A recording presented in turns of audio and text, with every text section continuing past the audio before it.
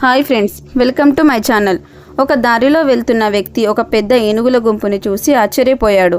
అంత బలమైన భారీ ఏనుగులను ఇనుప గొలుసులతో కాకుండా వాటి కాలుకి ఒక చిన్న సన్నని తాడుతో కట్టి ఉంచారు.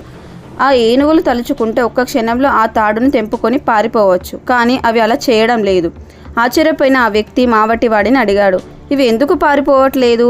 ఆ తాడు వాటికి ఒక లెక్క కాదు కదా అని. దానికి మావటివాడు ఇలా బదులిచ్చాడు, సార్, ఈ ఏనుగులు చిన్నపిల్లలుగా ఉన్నప్పుడు ఇదే తాడుతో కట్టేశాం. అప్పుడు అవి చిన్నగా ఉండడం వల్ల ఆ తాడుని తెంపుకోలేకపోయాయి. ఎన్నిసార్లు ప్రయత్నించినా ఓడిపోయాయి.